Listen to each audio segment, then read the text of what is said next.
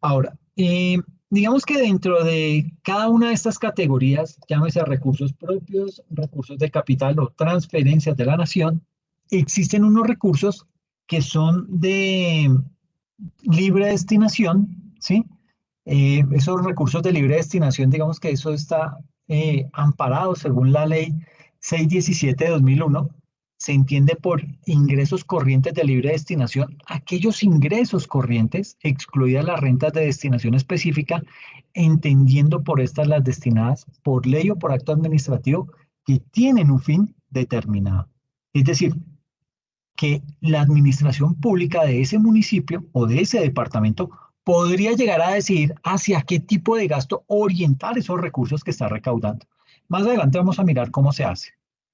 Eh, y hay otros ingresos que son de destinación específica, que básicamente significa que ya están supeditados a gastarse en un sector o en una actividad específica, por ejemplo, salud, educación, etcétera. ¿Listo?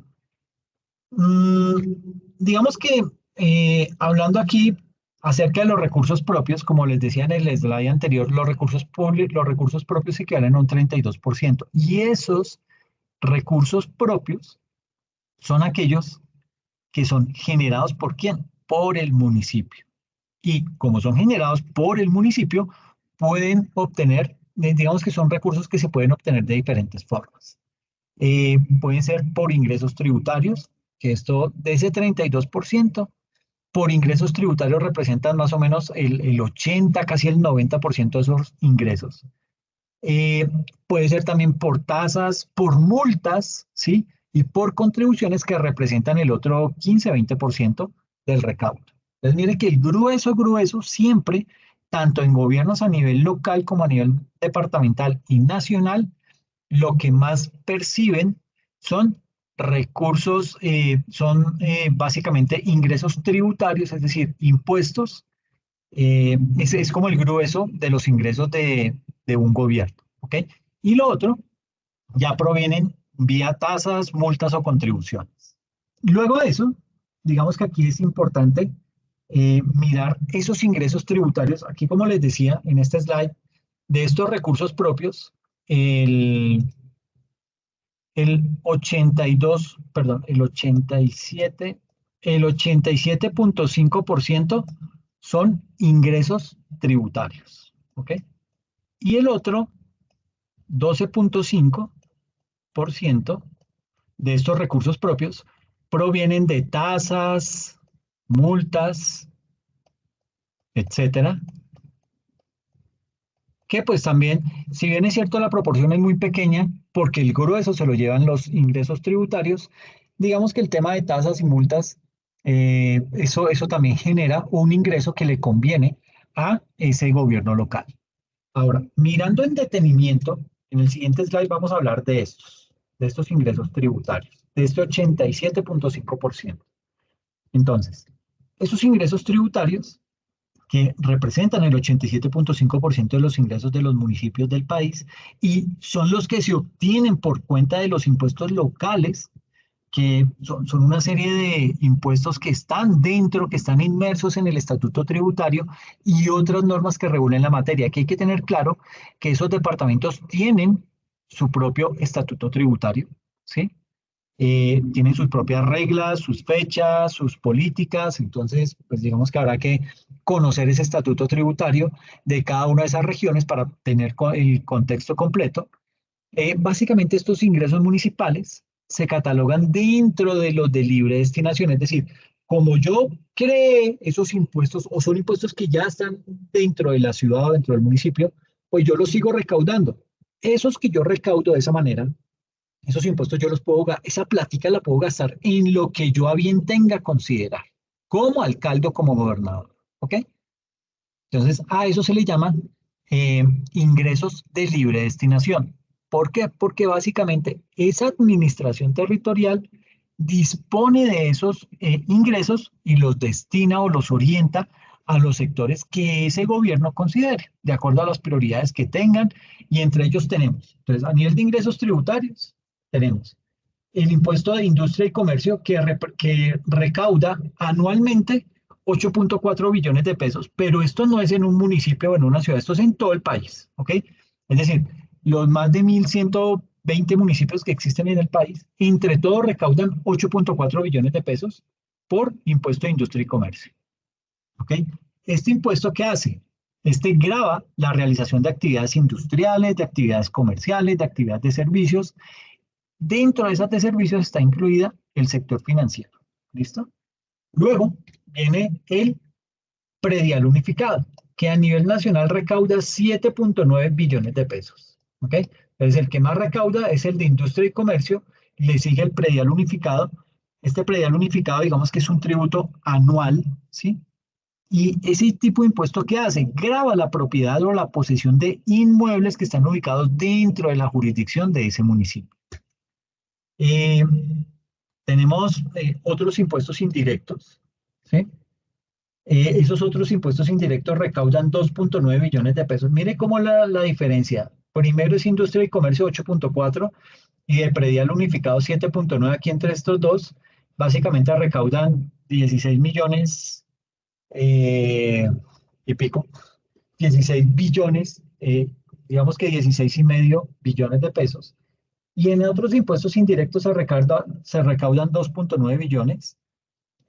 También se recauda por tema de sobretasa a la gasolina 1.5 billones de pesos, que esto es básicamente esta sobretasa al consumo de la gasolina motor, es un impuesto por el consumo de gasolina motor extra y corriente, que puede ser nacional o importada, pero eso implica el pago de un impuesto. Y por ese monto, por ese impuesto se recauda 1.5 billones. Tenemos el tema de las estampillas. Vuelvo y les digo, esto no significa que se cobre en todos los departamentos o en todos los municipios. En algunos se cobran las estampillas, en otros se opta simplemente por cobrar y solamente, qué sé yo, el de industria y comercio, el predial y la sobretasa a la gasolina, pero ya cada departamento, cada municipio determina libremente, conociendo su ciudad, conociendo los ingresos que se tienen y todo esto, qué tipo de tributo se les puede aplicar. Frente al tema de estampillas, esas estampillas, digamos que es un impuesto que, que cuenta con una autorización legal, pero una autorización legal específica para que la asamblea o ese consejo municipal o departamental lo adopten en su respectiva jurisdicción. Y este tipo de impuesto tiene una característica bien importante y es que es de destinación específica. Por lo general usted va a enconttra el impuesto a la estampilla de la UIS, ¿sí? Entonces, todos los recursos que se recauden a través de esas estampillas van a ser destinados al financiamiento de la Universidad Industrial de Santander, ¿ok? Y así sucesivamente se van creando diferentes tipos de destinación por cada impuesto de estampilla que se cree en un departamento o en un municipio. Luego viene, bueno, por ese impuesto se recauda 1.1 billones de pesos. Viene el impuesto de alumbrado público, no en todas las ciudades se cobra, ¿sí? Por este impuesto se recauda 1 billón de pesos. Y viene otro tipo de impuesto denominado delineación y urbanismo, por el cual se recaudan 420 mil millones de pesos, es decir, menos de medio billón de pesos. Este es un impuesto básicamente que recae sobre la construcción o la refacción de edificios. Luego, digamos que aquí hay otro grupo de ingresos tributarios. Viene lo que es el impuesto de avisos y tableros, que recauda 364 mil millones de pesos. Ese impuesto de avisos y tableros, digamos que es un impuesto complementario del ICA, y ese impuesto de avisos y tableros grava la colocación de avisos, vallas y tableros visibles desde el espacio público. Hay uno de teléfonos, esto ya casi no se usa, apenas recauda 73 mil millones de pesos a nivel nacional. Este básicamente pues, es un impuesto que se genera por la asignación y el uso de una línea telefónica, pero como ven, pues, ya líneas telefónicas fijas, ya casi eso no se usa, todo el mundo usa su celular, entonces digamos que este tiende como a ir desapareciendo. Hay otro tipo de impuesto denominado el de circulación y tránsito por transporte público que recauda 30 mil millones de pesos. Ese es un impuesto a la circulación habitual de vehículos automotores de servicio público dentro de esa jurisdicción municipal. Viene el impuesto por publicidad exterior visual, que es un impuesto a la instalación de vallas que, que tengan o que cumplan una dimensión igual o superior a 8 metros cuadrados en las respectivas jurisdicciones municipales. Por este tipo de impuestos se recauda 19.000 millones de pesos. Está el otro impuesto denominado degüello de ganado menor. Digamos que este impuesto hace referencia a las llamadas reses menores. ¿Qué es una res menor? Una cabra o una oveja. Esos son denominados reses menores. Y básicamente este impuesto, ¿qué hace? Grava el sacrificio de ese ganado menor en esa jurisdicción o en ese municipio. Viene por ese impuesto de de ganado menor se recaudan 10.000 millones. Por el impuesto de ocupación de vías recauda menos de 1.000 millones de pesos, por eso está aquí en cero. Este es un impuesto a la ocupación de andenes y vías con materiales destinados a las obras, así como los campamentos provisionales. Y viene el otro tipo de impuesto que se denomina el registro de marcas y herretes. Este tipo de impuesto se genera por el incumplimiento de la obligación de registrar en las alcaldías los hierros que se utilizan ¿para qué? Para marcar el ganado. ¿Ok? También recauda menos de 1.000 millones de pesos, por ende está ahí lo pongo en cero como para no complicarnos con cifras más pequeñas, pero básicamente esto es el grueso de, digamos que de impuestos territoriales que existen a nivel nacional. ¿Ok? Aquí vale la pena resaltar que no en todas las entidades territoriales necesariamente se cobran todos estos impuestos que hemos mencionado. Si bien todos esos entes territoriales tienen la facultad legal de hacerlo, pues no todos lo aplican. ¿Por qué? Porque reventarían a la población. Imagínense cobrándoles 14 impuestos, pues no hay, la gente básicamente está trabajando para pagar solamente impuestos y digamos que de eso no se trata. Entonces, pues sí hay que tener mucha precaución frente a ese tipo de situaciones. Aquí viene lo que se recauda por concepto de tasas, multas y contribuciones. Estos son los que representan el otro, todos los impuestos representaban el 87.5, esta representa un recaudo del 12.5% del recaudo municipal o departamental.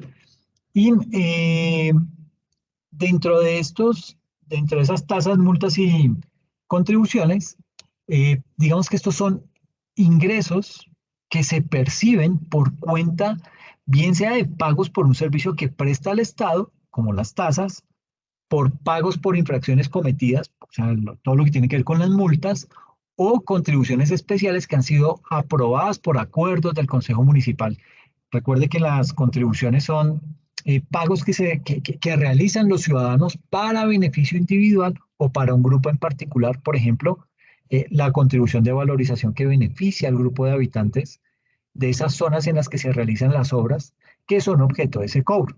Y allí se incluyen dentro de esta clasificación los ingresos por cuenta de venta de bienes y de servicios que son prestados ¿por quién? Por parte del municipio. Entonces, estos ingresos por cuenta de las tasas, multas y contribuciones, digamos que son ingresos que son también de libre destinación. Ese gobierno local puede destinar esa plata a cubrir otras necesidades de la población. Y dentro de este rubro de tasas, multas y contribuciones tenemos todo lo que son, por concepto de intereses moratorios, recaudan 666.000 millones de pesos, por tema de tránsito y transporte 440.000, otras multas y sanciones 438.000 millones, contribución a la valorización y plusvalía 165.000 millones, otras ventas de bienes y servicios 141.000 millones, recargos 136.000 millones, servicios de acueducto, alcantarillado, aseo y energía 114.000 millones, por arrendamientos 92.000 millones, por expedición de certificados y pasisalvos 56.000 millones, por multas de gobierno 50.000 millones, por licencias y patentes 14.000 millones. Entonces, esto es básicamente como ese grueso de los rubros que tiene el Estado, perdón, que tienen los municipios a nivel nacional. Aquí también digamos que dentro de esas tasas, multas y contribuciones están, por ejemplo, las plazas de mercado. Por las plazas de mercado, digamos que se recaudan unos ingresos por concepto de esos servicios que están relacionados con los espacios en la plaza de mercado. Entonces, una plaza de mercado le corresponde, o digamos que el propietario es el distrito o el municipio, y por cada vendedor que está ubicado dentro de esa plaza le pagan una contribución a esa alcaldía para que él pueda tener esos recursos. Por ese concepto se recaudan más o menos 12.000 millones de pesos por alquiler de maquinaria y equipo, que son unos ingresos que se perciben en cumplimiento de contratos de alquiler de maquinaria y equipos. Se perciben más o menos unos 11.000 millones. Por multas por ocupación de vías se reciben unos 8.000 millones. Por uso del matadero público, unos 5.000 millones.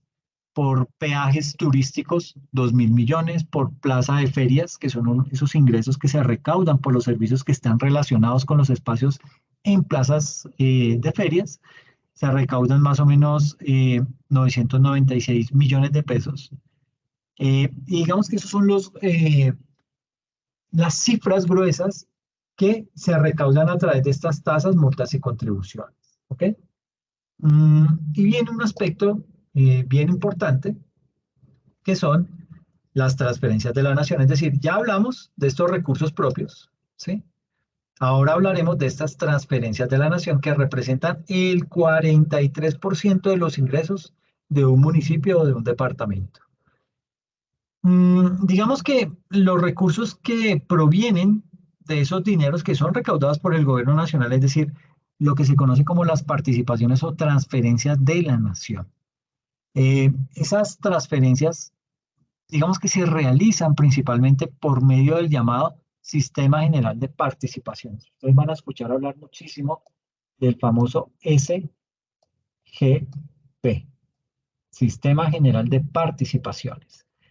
Ese Sistema General de Participaciones es el sistema mediante el cual se distribuyen los recursos del gobierno nacional. ¿A quién? A los municipios, a los departamentos, a los distritos, a los resguardos indígenas, y se puede considerar que son unos recursos de destinación específica. Es decir, con esta plata el alcalde o el gobernador no pueden decir, me voy a gastar esto en, mm, como dice el meme ese, me la mecateé en cositas. Entonces, aquí el alcalde no puede hacer eso.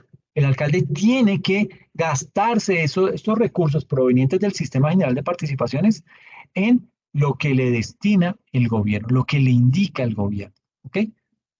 Básicamente, esos recursos del Sistema General de Participaciones se destinan ¿a qué? A educación, a temas de salud, a temas de agua potable y a temas de saneamiento.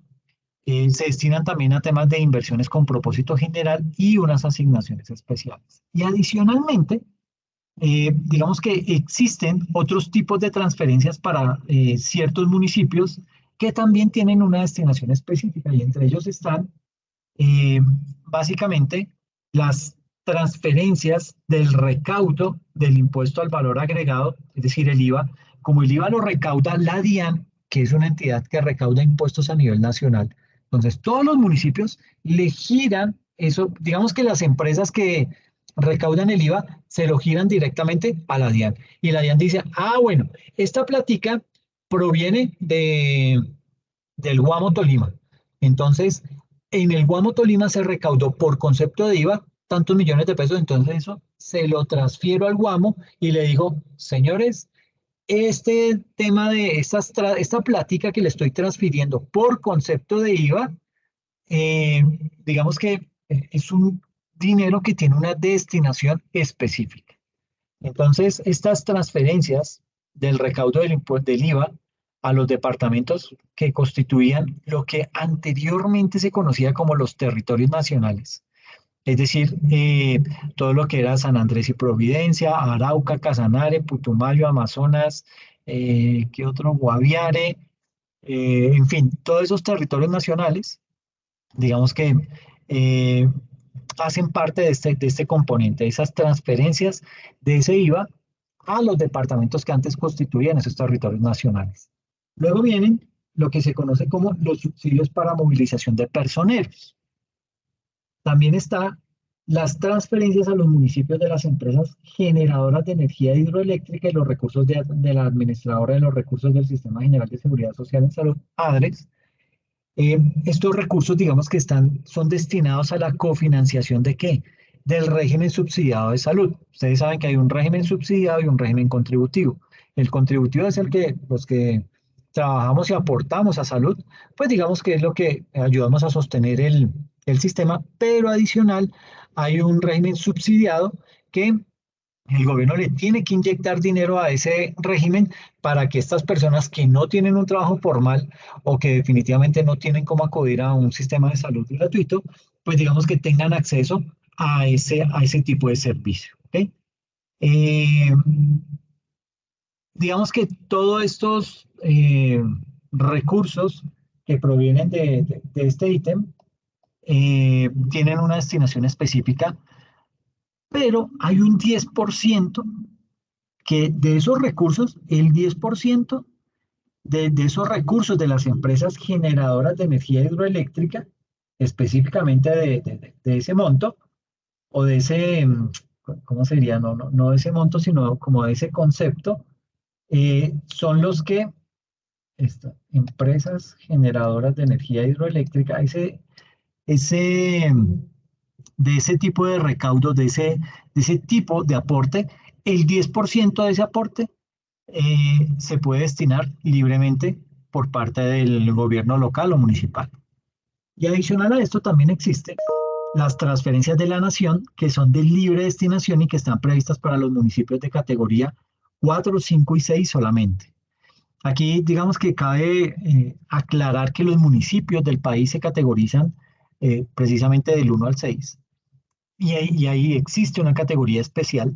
Entonces, dependiendo de su población, también dependiendo de los ingresos corrientes que percibe ese municipio y de la importancia económica que pueda tener, es decir, de ese peso relativo que representa el PIB de cada uno de los municipios dentro de su departamento, que eso básicamente lo calcula el DANE, quedan como estratificados esos municipios. Y dicen, usted es un municipio de categoría 1, usted es un municipio de categoría 6, usted es un municipio de categoría 4, etcétera, etcétera. Entonces, dependiendo de esos factores, categorizan a los municipios y de esa manera les mandan más recursos o menos recursos. ¿Okay? Todos los ingresos que hemos hablado hasta el momento, tanto los que provienen de impuestos como tal, como los de transferencias, independientemente de su destinación, se denominan ingresos corrientes. ¿Por qué se les denomina ingresos corrientes? Dado que son recibidos recurrentemente. Digamos que esos están dentro del presupuesto general de ese municipio. Y ya cuenta el gobierno municipal con esa plática, ¿sí? Porque sabe que por ICA va a recibir tantos millones de pesos, por impuesto al consumo de bebidas alcohólicas va a recibir tantos millones de pesos, entonces ya cuenta con esa plata y puede, digamos que, empezar a hacer planes con esos recursos. Esto significa que con una alta probabilidad la administración del municipio podrá contar con ellos para financiar su operación.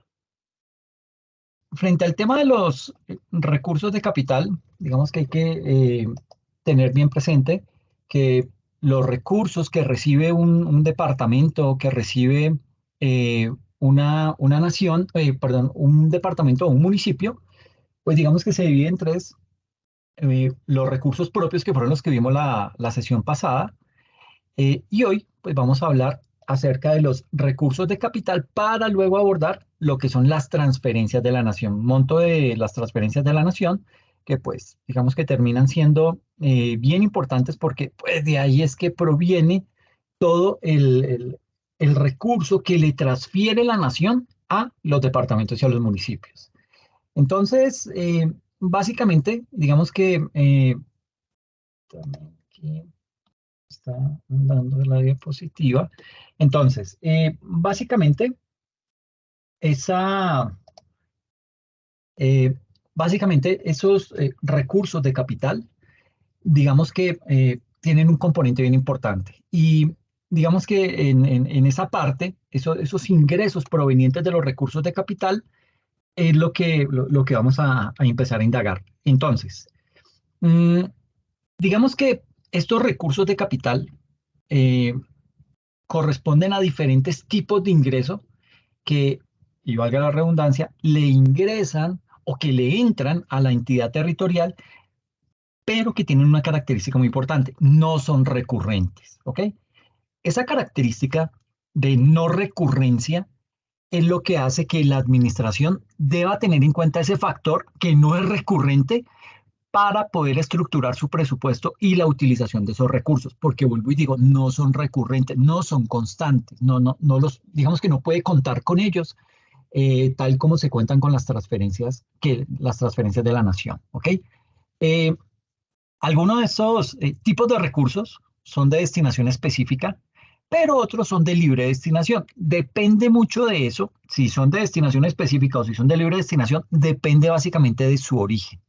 Y esos recursos de capital se clasifican de la siguiente manera. Tenemos inicialmente unos recursos del balance. Esos recursos del balance, acá, estos recursos del balance digamos que son aquellos que sobraron del año anterior. Ese remanente que le quedó en el presupuesto por ejecutar hace parte de estos recursos del balance. Por ejemplo, mmm, por ingresos que se habían presupuestado y no se comprometieron, es decir, no se utilizaron o que no se esperaba que ingresaran, ¿sí? En ese caso, si el ingreso originalmente correspondía a una destinación específica, esa destinación se debe mantener para la siguiente vigencia. ¿Ok? Viene también lo que son los recursos del crédito. Y sí, señor, tal cual como lo veíamos a nivel nacional o en la primera sesión, en la segunda sesión, eh, así como se endeuda la nación, se endeuda el departamento y se endeuda el municipio. ¿Ok? Estos recursos del crédito corresponden a esos ingresos que le llegan al departamento o al municipio por cuenta de un crédito. Y ese crédito puede ser interno, es decir, un crédito que ese departamento o ese municipio le solicita a una entidad territorial, que esa entidad territorial le solicita a un prestamista en el país. Puede ser el sector financiero, ¿ok? O puede ser de carácter externo, es decir, que es otorgado por prestamistas extranjeros, ¿ok? Ese tipo de recursos podría considerarse de libre destinación. Esos recursos que se obtienen vía recursos del crédito. Y la ley establece que debe destinarse esos recursos del crédito para qué? Para inversión, pero no señala un sector en particular. Entonces, digamos que ahí puede haber malos manejos, ¿sí? No sé si recuerdan lo que pasó con los famosos bonos de agua de Carrasquilla, que muchos municipios se endeudaron con eso, pero es básicamente porque este tipo de ingreso o ese tipo de recurso con el que cuentan los territorios, pues digamos que no tiene una legislación que le indique hacia qué debe dirigir ese tipo de dineros, ¿ok? Viene también lo que son los rendimientos financieros. Esos rendimientos financieros son los que el municipio obtiene por la inversión de recursos en qué? En el mercado de capitales o que también recibe por títulos valores mediante diversos instrumentos como pueden ser los bonos, como pueden ser los títulos, los CDTs, entre otros. Cuando se trata de rendimientos financieros correspondientes a los recursos del Sistema General de Participación, digamos que se deben usar para los mismos sectores, ejemplo, salud o educación. Esos sectores a los que estaban destinados los recursos que les dieron origen. ¿Okay? Viene también lo que se conoce como los excedentes de empresas. Ahí digamos que esos excedentes de empresas hacen referencia a esas empresas industriales y o comerciales que son del Estado o que son de sociedades de economía mixta, es decir, en donde el Estado tiene una participación, por lo general la participación mayoritaria. Esas sociedades de economía mixta en donde tiene participación el municipio, ¿listo? Entonces, estos excedentes se clasifican como dineros de libre destinación. ¿Por qué de libre destinación? Porque el municipio puede decidir su uso dependiendo de lo que está contemplado en qué, en su estatuto orgánico de presupuesto. Luego viene lo que es los ingresos fruto de la venta de activos. Estos son ingresos que se generan por venta de activos pertenecientes al municipio, como que pueden vender maquinaria, pueden vender terrenos, ¿sí? Entre otros. En general, este tipo de recursos son de libre destinación, pero existe una restricción según la cual el 15% de los ingresos por la venta de acciones o de activos de esas entidades territoriales, ese 15% se debe destinar ¿a qué? Al pago de pasivos pensionales que están a cargo de esas entidades territoriales. El otro rubro es la cofinanciación nacional o departamental. Eh, digamos que esta cofinanciación son recursos que aportan tanto las gobernaciones como el gobierno nacional en los casos en los que se desarrollan proyectos conjuntos. Y el último es una gran bolsa, se denomina otros recursos, y ahí digamos que van a parar regalías indirectas, que son las regalías correspondientes a los regímenes anteriores al actual. Recuerden que anteriormente las empresas que explotaban los recursos en algún departamento o municipio le giraban directamente esas regalías a ese municipio o a ese departamento. Luego, por allá se fue como en el 2016, 2018, el gobierno nacional, fue en el 2016, el gobierno de Santos creó una ley en donde dijo, mire, se acaba esa recocha, no me siguen mandándole directamente los recursos de esas regalías a los alcaldes y a los gobernadores. Paren eso. Eso me los mandan a mí y yo los distribuyo a nivel nacional porque eso era un foco de corrupción. Todavía sigue siendo un foco de corrupción, pero pues ya le llega más plática a otros municipios y no todas se la está robando ese gobernador o ese alcalde. ¿Ok? Entonces, aquí digamos que dentro de esos otros recursos van a parar esas regalías indirectas, que son las de antes del régimen del 2016. Van a parar acá también lo que es el fondo de subsidio de la sobretasa a la gasolina, todo lo que son las donaciones y otros recursos de capital que no se pueden clasificar en las otras subdivisiones. ¿Listo? Entonces, este es el componente de esos recursos de capital. Ahora, eh, aquí entramos a mirar eso en primera instancia, vamos a hablar acerca de lo que son los recursos del crédito por la connotación que eso tiene, ¿ok? Porque digamos que mm, es un mecanismo de endeudamiento para el territorio, ¿ok? Esos recursos del crédito, y aquí vale la pena ampliar la explicación sobre este tipo de recursos, ya que bien usados estos recursos del crédito son una manera esencial de qué? De poder financiar proyectos que resultan ser útiles para el desarrollo económico de ese municipio, de ese departamento. Entonces, esos recursos del crédito son un tipo de ingresos municipales que se obtienen a través de qué? De endeudamiento, ¿ok? Y existen varias formas por las cuales un municipio puede obtener un crédito. Eh, en primera instancia, puede tener una financiación externa. Digamos que esa financiación externa puede ser con la banca multilateral. ¿Qué es la banca multilateral? El Banco Mundial, el BID, el Banco Interamericano de Desarrollo, el Fondo Monetario Internacional, etcétera. Esa banca multilateral tiene una característica y es que si cobra intereses, los cobra muy bajo, ¿ok? En la mayoría de los casos no cobra intereses. ¿Pero qué hace? Interviene en las políticas públicas. Entonces, por ejemplo, si el Banco Mundial, suponga que somos, somos el alcalde de Chiquinquirá en Boyacá. Entonces, nosotros tenemos un proyecto de mandar una vía que comunica a Chiquinquirá con Duitama, totalmente pavimentada. Entonces, la parte que me compete a mí como alcalde de Chiquinquirá me vale, qué sé yo, 1 billón de pesos. Entonces, yo no tengo esa plata, ¿sí? Entonces, yo salgo y le acudo a esta banca mundial o al BID o al Fondo Monetario y les digo, mire, señores, yo tengo un proyecto, es mandar una carretera de tal lado a tal lado. Esa carretera va a permitir que los campesinos saquen sus productos y los puedan llevar directamente a Duitama y de Duitama para Chiquinquirá. Yo no sé si queda cerquita, queda lejos, no tengo ni idea. Pero bueno, en ese orden de ideas, entonces, el, esta banca multilateral, ¿qué hace? Analiza el proyecto.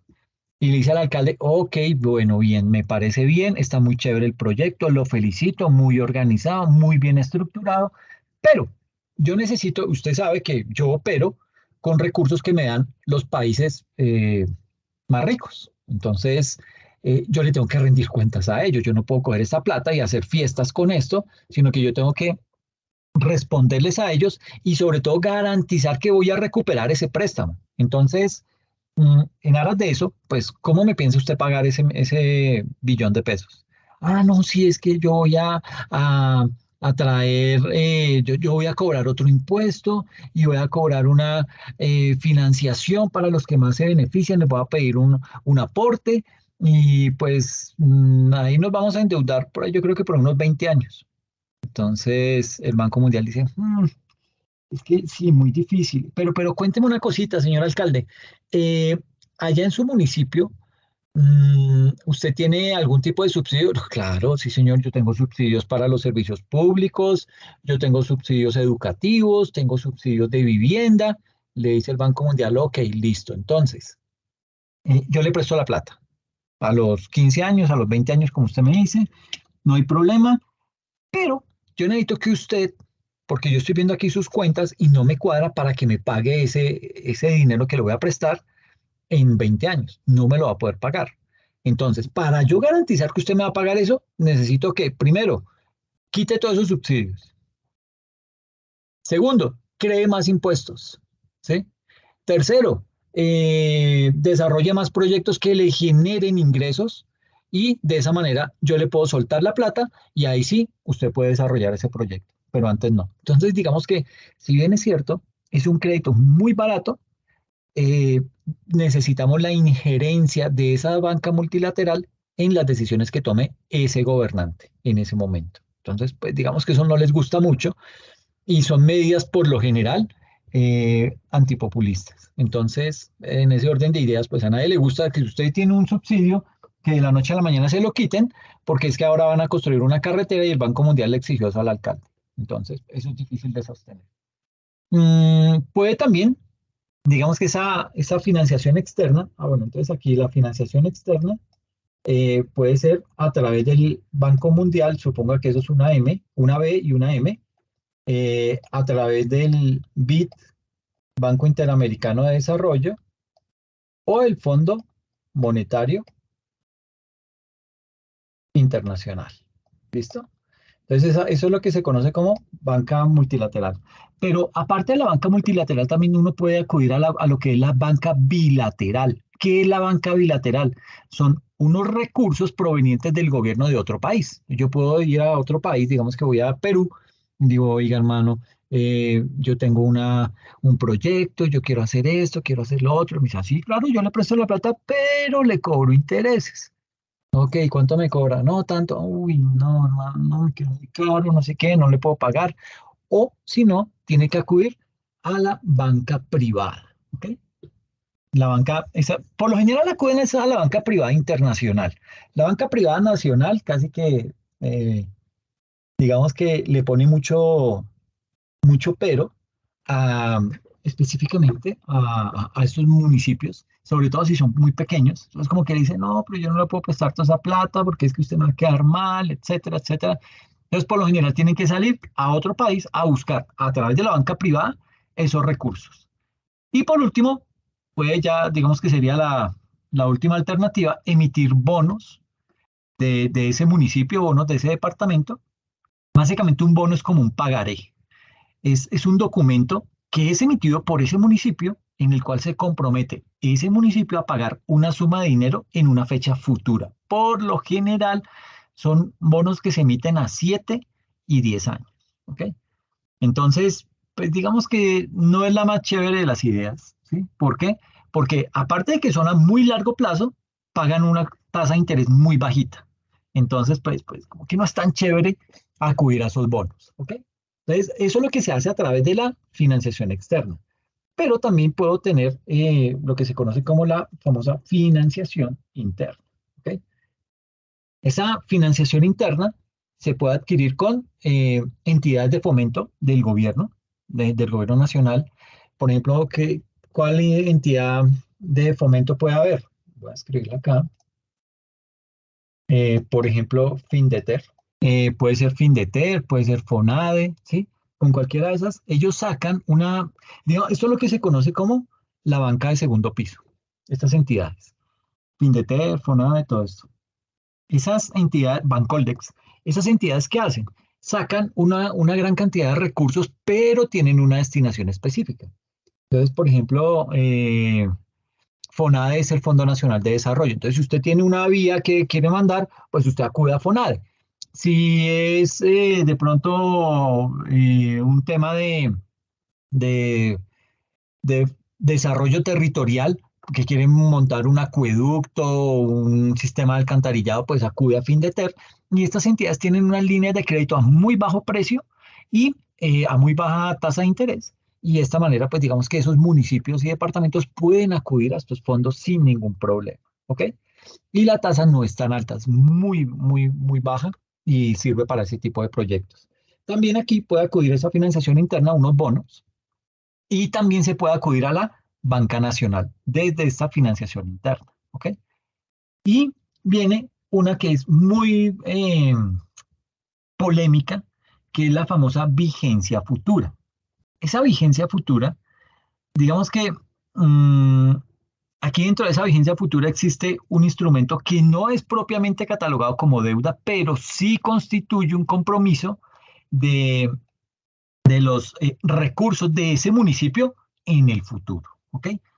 Que pues obviamente es lo que se conoce como las vigencias futuras. Es decir, no es un endeudamiento con una entidad financiera o con una entidad diferente al municipio, pero sí es un pago que se compromete a realizar ese municipio y para el que habrá que utilizar recursos futuros, que es más o menos lo que está pasando acá en Bogotá con el metro.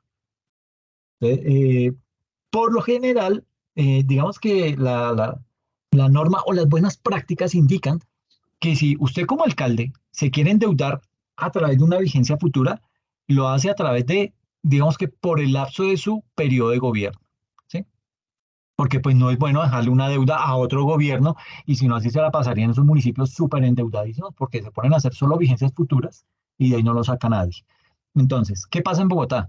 En Bogotá se hace esa vigencia futura con el ánimo de poder empezar a financiar o obtener recursos para el metro. Entonces tiene una destinación específica y se endeuda por ese lapso de tiempo. ¿Qué pasa con Bogotá puntualmente?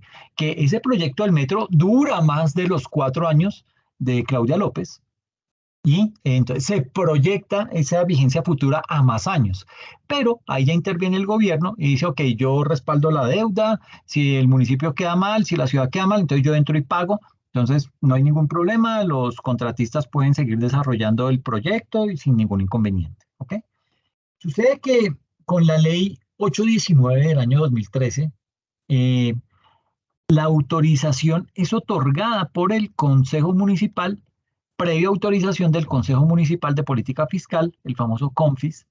Eh, en principio, las vigencias futuras no pueden exceder la duración de la administración municipal, no puede pasar de esos 4 años. Si le quedan 2 años, no puede pasar de esos 2 años, ¿sí? Ahora, si el proyecto en el cual se va a utilizar vigencias futuras es declarado de importancia estratégica para el gobierno nacional, digamos que esas vigencias futuras podrían abarcar otras administraciones, ¿ok?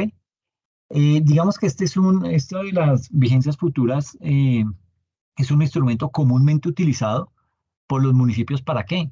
Para poder financiar proyectos de mediano y de largo plazo sin tener que aumentar su endeudamiento. Por ejemplo, lo que les decía, todo el componente del metro de Bogotá, eso se va a hacer con vigencias futuras, imagínense hasta cuándo, hasta el año 2041. Pero esas vigencias futuras fueron aprobadas ¿por quién? Por el Consejo de Bogotá, que fungía como consejo en el año 2018. ¿Ok? Eh, listo. Digamos que hay otro componente bien importante del que nos toca hablar y es todo lo que es los ingresos que provienen de las regalías. ¿Ok? Esos ingresos por regalías, digamos que son dineros que recibe el Estado como compensación por la explotación de los recursos naturales no renovables. Esos Esas regalías no forman parte del presupuesto general de la nación ni del sistema general de participaciones. Eh, digamos que más adelante vamos a explicar lo que es la distribución de esos recursos entre sectores y tipos de municipios. Entonces, ese presupuesto de regalías, digamos que es un presupuesto que es independiente, es un presupuesto que tiene una periodicidad bienal, o sea, por 2 años, ¿sí? Y consiste en una distribución regional de los recursos por medio de asignaciones desde la nación, ¿ok? Entonces, los recursos se manejan por medio de los siguientes fondos. El primero de ellos es Fondo de Desarrollo Regional, el FDR.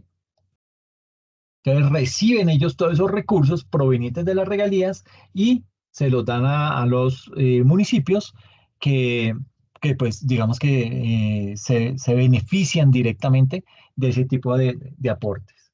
Está el Fondo de Compensación Regional, el FCR, el Fondo de Ciencia, Tecnología e Innovación, FECETEL, el Fondo de Ahorro Pensional Territorial, el FONPET, y el Fondo de Ahorro y Estabilización, el FAE. Digamos que para estos recursos que provienen de estas regalías, se destinan a la financiación de qué? De proyectos que están presentados y aprobados ante los órganos colegiados de administración y decisión, los famosos OCAT, ¿ok? Sin una distribución netamente municipal se hace eso. Ahora, hay unos municipios que son, llamémoslo, productores de recursos naturales no renovables, o hay unos municipios con puertos marítimos y fluviales por los cuales se transportan los recursos naturales que hemos hablado y que reciben una serie de asignaciones directas. Entonces, también hay asignaciones específicas que son las que se hacen a los municipios más pobres del país, ¿sí? Así como los recursos de regalías se podrían asimilar a un uso específico, dado que su utilización depende de qué? Depende de esos proyectos de inversión que se presenten por parte de los respectivos municipios y están determinados por los sectores en los que están representados esos fondos. ¿Ok? Mm, y digamos que eso es lo que tiene que ver con todo el componente de ingresos. Ahora, miremos qué pasa con los gastos, es decir, cómo se gasta esa platica. Entonces, básicamente, eh, digamos que una vez entendidos los tipos de ingreso y su disponibilidad, se explica cuáles son los tipos de gastos en los que se pueden distribuir esos recursos que le llegan a ese municipio o a ese territorio. En general, se pueden identificar los siguientes tipos de gastos. Tenemos unos gastos de inversión que básicamente absorben un 75% de ese presupuesto. Tenemos unos gastos de funcionamiento que absorben un 23% y un pago al servicio de la deuda, que me quedó ahí mal escrito, perdón, por un 2%. ¿Ok? Así se distribuyen esos recursos municipales. 75% inversión, 23% funcionamiento y 2% como abono a la deuda que pueda llegar a tener ese municipio. ¿Listo? Esto es en promedio lo que se maneja. ¿Ok? Ahora, esos gastos se subdividen en unos gastos de funcionamiento, que digamos que esos gastos de funcionamiento son los que son, son ese tipo de gasto en el que se incurre ¿para qué? Para que ese municipio pueda cumplir con sus funciones. Por eso se llama de funcionamiento. Y aquí cabe resaltar que por ley, esos gastos de funcionamiento deben financiarse con ingresos corrientes de libre destinación. Dicho esto, se pueden clasificar en los siguientes tipos. Tenemos dentro de esos gastos de funcionamiento gastos de personal, que pues como lo indica su nombre son los correspondientes al pago de las personas que están empleadas por el municipio. Tenemos unos gastos generales, que son en los que se incurre por la compra o por el alquiler de bienes y servicios que necesariamente requiere la administración municipal para poder cumplir con sus funciones. Y algunos ejemplos son, por ejemplo, compra de papelería, arrendamiento de oficinas, contratación de servicios generales, etcétera, etcétera. Y también tenemos lo que son las famosas transferencias. Por transferencias se entiende que son aquellos recursos que se transfieren desde la administración central a otro tipo de entidades para su funcionamiento. En algunas ocasiones, según lo que se dé por mandato legal, se podrían hacer transferencias a entidades no públicas. Digamos que en ese rubro se incluyen, por ejemplo, lo que son las transferencias realizadas para funcionamiento de entes de control a nivel municipal, lo que tiene que ver con las contralorías, las veedurías, ¿sí? Todo ese tipo de cosas, pues digamos que se pagan a través de esas transferencias realizadas. Eh, También digamos que ahí se paga gastos para el funcionamiento del consejo o las que realicen a empresas industriales y comerciales del estado en el municipio. También tenemos lo que son los gastos de inversión. Digamos que dentro de esta categoría de gastos de inversión se incluyen todos los recursos que de algún modo son económicamente productivos o causan algún beneficio a la administración. En ese orden de ideas, aquí en esos gastos de inversión se incluyen esos gastos que son destinados a generar riqueza o a mejorar el bienestar social. Y Profe, aquí dime, qué pena. ¿Usted dijo que los gastos de inversión causaban qué? estos gastos de inversión, Sí. el que estamos hablando, listo, estos gastos de inversión, básicamente, digamos que digamos que causan un beneficio a la administración. Es decir, yo invierto y eso me va a retribuir a mí como administración, me va a generar un beneficio. Entonces, dentro de esos gastos de administración, incluimos aquellos gastos que están destinados ¿a qué? A generar riqueza o a generar o a mejorar el bienestar social de esa población, de ese municipio. Y aquí, digamos que dentro de estos gastos de inversión, eh, hay que tener presente que para efectos del presupuesto que elabora ese municipio, la inversión no se entiende necesariamente como como ese concepto que tenemos en nuestra cabeza, que es inversión como esa acumulación de capital, que es como la entienden los economistas. En este contexto, ese rubro de inversión se refiere más a gastos en bienes, pero en bienes perdurables, es decir, en tema de infraestructura social, ¿sí? En colegios, en mejora hospitales, en vías, ¿sí?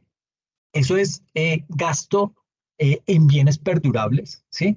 Y todo aquello que se denomina gasto social, que digamos que por gasto social se entiende que es aquel gasto, eh, digamos que tiene un objetivo importante que es la solución de las necesidades básicas, sobre todo necesidades básicas insatisfechas. Puede ser que no tienen como lo que pasa en la Guajira, que digamos no hay agua, y no hay agua básicamente porque no tienen en dónde almacenar la poca que les llega para poderla administrar de una mejor manera.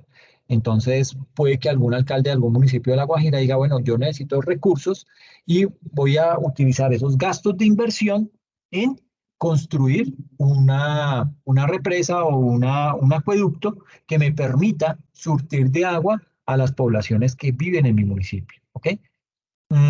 Eso digamos que ese gasto de inversión va orientado a cubrir esas necesidades básicas y también se encarga de cubrir aquellas necesidades que tienden al bienestar general y al mejoramiento de la calidad de vida de la población.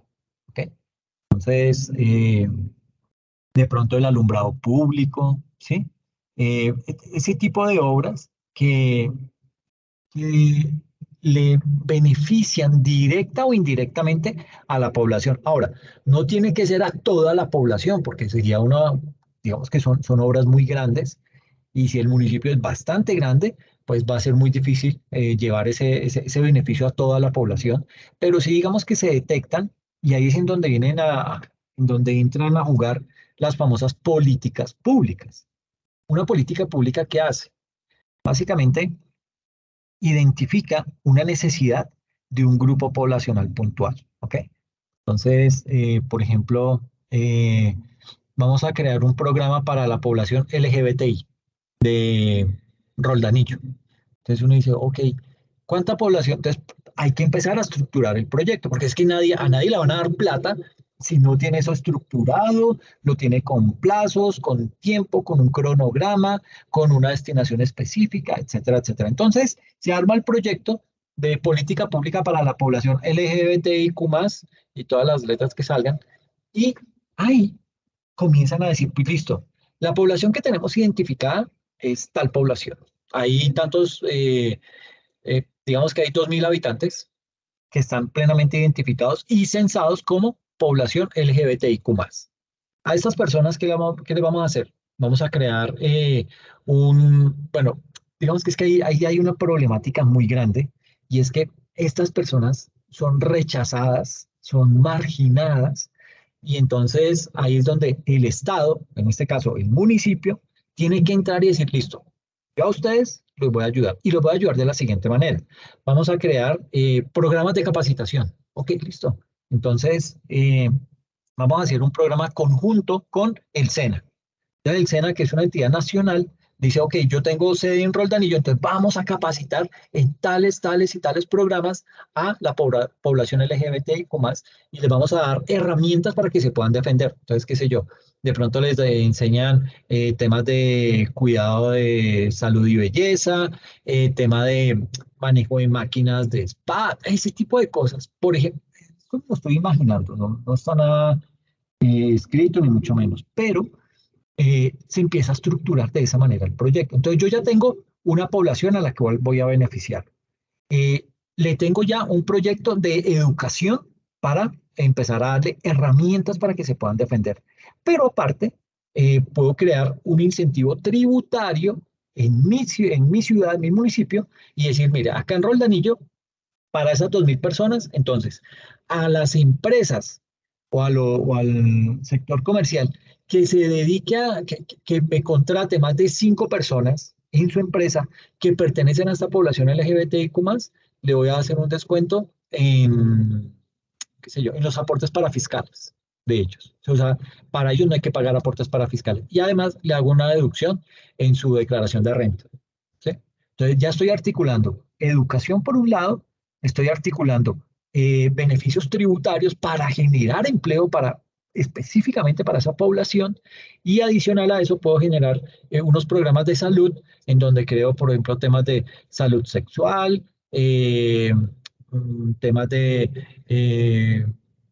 qué sé yo, cuidados y todo este tipo de cosas para personas que de pronto tengan algún tipo de enfermedad y ese tipo de cosas. Entonces, de pronto crear un beneficio para temas de medicamentos, de cirugías de alto costo. Entonces, ya ahí articulo varios sectores de mi municipio, y eso queda enmarcado dentro de esa política pública. Entonces, mire que estoy creando un proyecto puntual denominado Política Pública para la Población LGBTIQ+, en Roldanillo, y ese proyecto está estructurado y digamos que le apunta a varios frentes, a nivel de empleo, a nivel de beneficios para las empresas, a nivel de beneficios en salud y a nivel de educación. Podríamos meter otras cosas como de pronto financiamiento para emprendimientos que ellos quieran, ¿sí? De pronto quieren emprender una empresa, un negocio, una idea de negocio. Entonces, vamos a crear un rubro en donde les vamos a tener ese tipo de eh, aportes para que aquellas personas que quieran puedan acudir a ellos, pero específicamente para esa población. Entonces, eso es lo que hace una política pública: identifica un foco, identifica una situación puntual, puede ser un problema, puede ser una población en estado de vulnerabilidad, lo que sea, y sobre ellos se empiezan a articular una serie de acciones que permiten generar y llevar a esa población una serie de beneficios y de ayudas. Entonces, no sé si te di respuesta con el tema de estos gastos de inversión. Sí, profe. Sí, ok, bien, Patricia. Entonces, ya hemos hablado entonces de los gastos de funcionamiento y de los gastos de inversión. Nos falta lo que son los gastos relacionados con el servicio de la deuda. Vuelvo y digo, un municipio se puede endeudar, pero no significa que se vaya a estar endeudando por siempre. Así como controlan a la nación, el Comité Autónomo de la Regla Fiscal, que le dice, no, señor presidente, no te me vas a endeudar en más del 2% del PIB, perdón. Entonces, en ese orden de ideas, el gobierno ya sabe que no puede hacer planes de ir a buscar y decir, no, me voy a endeudar en tantos eh, cientos de billones de pesos porque es que los necesito. No, usted no puede seguirse endeudando porque tenemos un tope, un límite a nivel de deuda que no podemos superar. Por ende, esa regla que existe a nivel nacional también existe a nivel municipal. Entonces, digamos que dentro de este grupo de los gastos relacionados con el servicio de la deuda, estos gastos son mediante los cuales se atiende ese endeudamiento que tiene ese municipio. Recuerden que puede ser un endeudamiento interno o externo. Y aquí se incluyen el pago de capital, el pago de intereses y todos los pagos que estén relacionados con el cumplimiento de esa obligación adquirida. Entonces, ¿en qué sectores se distribuyen los recursos municipales? Y en primera instancia, tenemos que un 2% que en promedio, estas son cifras a nivel nacional, un 2% que equivale más o menos a 1.8 billones se destina para el servicio de la deuda. Eh, un 3% se destina, 3% que equivale más o menos a 2.5 billones de pesos, se destina para todo el pago de pensiones a través de el FOMPET. El 8%, digamos que corresponde a gastos generales de funcionamiento, que oscila en los 6.3 billones de pesos.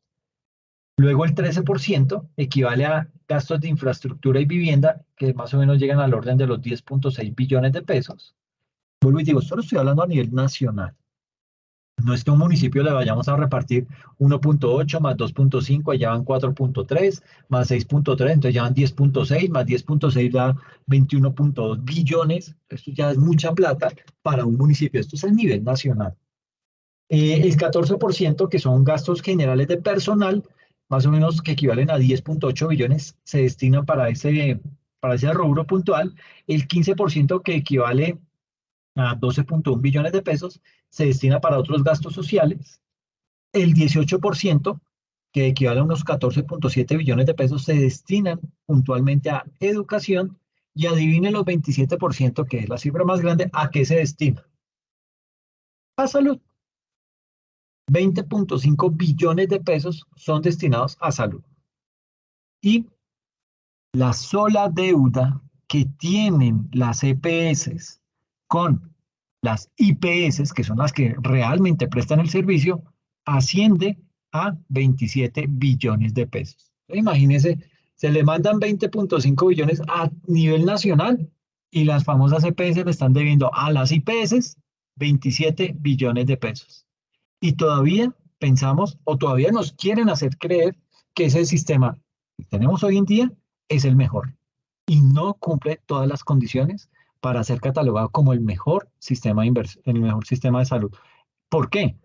Porque básicamente los dineros, los recursos que le está pagando el Estado a las EPS no le están llegando a los que verdaderamente están prestando el servicio de salud.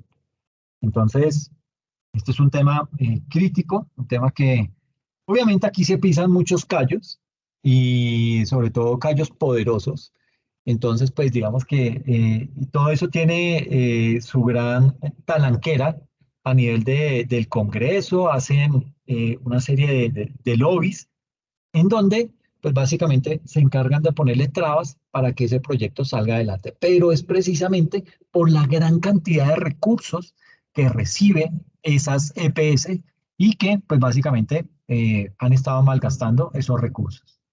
Tal y como lo dice el gobierno nacional, pues sí, digamos que si no se intervienen las EPS, pues el problema va a seguir y en 6 meses se van a reventar, ¿sí? Entonces esto hay que afrontarlo y pues habrá que ver qué voluntad política tienen los senadores y representantes a la Cámara que elegimos para poder sacar esto adelante. Entonces, digamos que de esta forma, tal y como lo tenemos ahí en la gráfica, en algunos sectores hay gastos que se incluyen dentro del rubro de inversión, pero que podrían entenderse en otros contextos como gastos de funcionamiento. Por ejemplo, en Bogotá, en el sector de educación, se incluyen los pagos de nómina a docentes dentro del rubro de inversión. ¿Ok? Digamos que hacen unas mezclas, unas jugadas con el propósito dejar más recursos para otras cosas, sobre todo para aquellos gastos de libre inversión. Y también es común que los pagos de contratistas se incluyan dentro de los rubros de inversión, así estén relacionados con el funcionamiento de las entidades. Mire que hay truquitos ahí para desviar los recursos. Así, son de utilidad limitada indicadores como la relación entre los gastos de inversión y los gastos de funcionamiento de las entidades, ya que esto no refleja con una exactitud mayor el gasto efectivamente realizado en los elementos que definen lo que es la inversión pública. Incluso algunas entidades llaman a este tipo de gastos inversión operativa. Por esa razón, esta gráfica de gasto hace una distinción por sector, no por tipo de gasto, sino por sector, ¿ok? Para tener una magnitud de pues, en qué se invierten esos recursos, como para que sepamos en qué nos estamos gastando más la plata de esos municipios. Y así funciona a nivel nacional, ¿ok? Bueno, yo creo que por hoy dejamos hasta acá, porque tengo que terminar de calificar para poderles publicar las notas y que ustedes también sepan pues cómo les pone el corte y todo esto para que pues puedan ir haciendo cuentas de cuánto necesitan para el segundo corte y si quedan eximidos o si les toca seguir estudiando para el tercer corte. ¿Listo? No sé si de pronto Vale, tienen profe. alguna, no sé si de pronto hay alguna inquietud, alguna duda al respecto. No, ¿Todo bien? sí, profe. Listo, Patricia. Entonces, pues nada, te agradezco mucho la asistencia y pues nos vemos dentro de 8 días, ¿ok? Vale, profe, gracias. Bueno, cuídate mucho, que estés bien. Gracias.